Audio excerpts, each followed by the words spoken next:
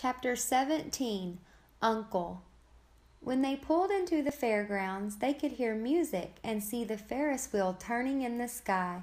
They could smell the dust of the racetrack where the sprinkling cart had moistened it, and they could smell hamburgers frying and see balloons aloft. They could hear sheep blatting in their pens.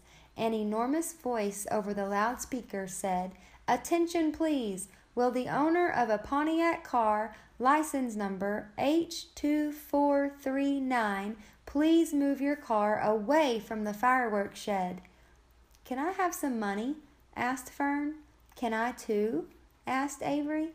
"I'm going to win a doll by spinning a wheel and it will stop at the right number," said Fern. "I'm going to steer a jet plane and make it bump into another one." "Can I have a balloon?" asked Fern.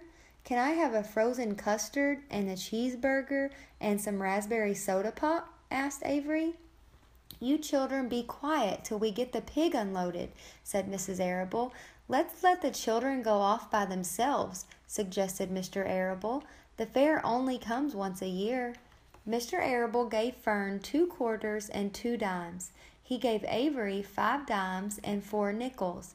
"Now run along," he said, "and remember, the money has to last all day. Don't spend it all the first few minutes, and be back here at the truck at noontime so we can all have lunch together. And don't eat a lot of stuff that's going to make you sick to your stomachs. And if you go in those swings," said Mrs. Arable, "you hang on tight. You hang on very tight. Hear me?" "And don't get lost," said Mrs. Zuckerman. "And don't get dirty. Don't get overheated," said their mother. "Watch out for pickpockets," cautioned their father. "And don't cross the racetrack when the horses are coming," cried Mrs. Zuckerman. The children grabbed each other by the hand and danced off in the direction of the merry-go-round, toward the wonderful music and the wonderful adventure and the wonderful excitement, into the wonderful midway where there would be no parents to guard them and guide them, and where they could be happy and free and do as they pleased. Mrs. Arable stood quietly and watched them go. Then she sighed. Then she blew her nose. "Do you really think it's all right?" she asked. "Well, they've got to grow up sometime," said Mr. Arable, "and a fair is a good place to start, I guess."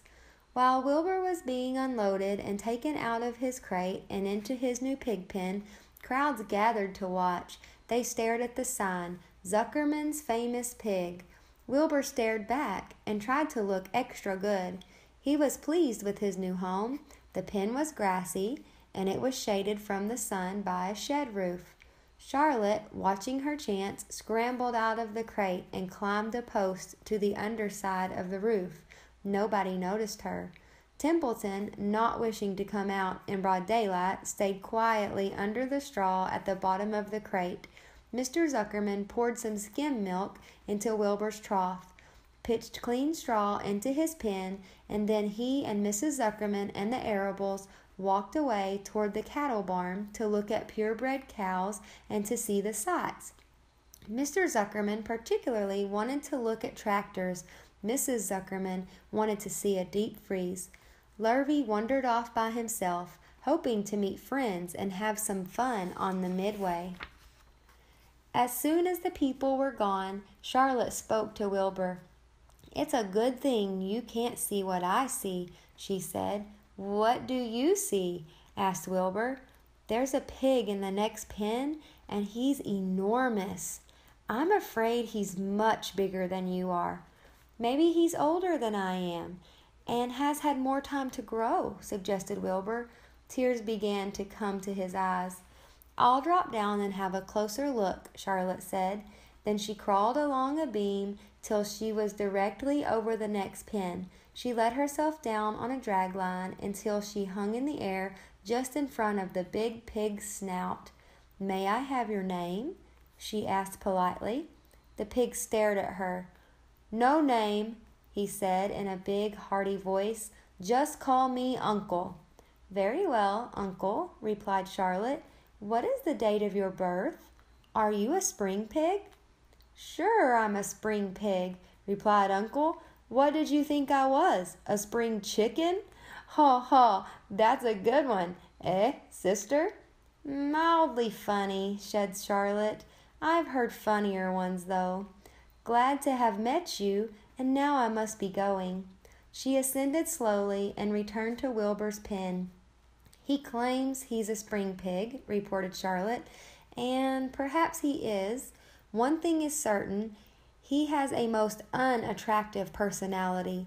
He is too familiar, too noisy, and he cracks weak jokes. Also, he's not anywhere near as clean as you are, nor as pleasant. I took quite a dislike to him in our brief interview. He's going to be a hard pig to beat, though, Wilbur, on account of his size and weight. But with me helping you, it can be done. When are you going to spin a web? Asked Wilbur.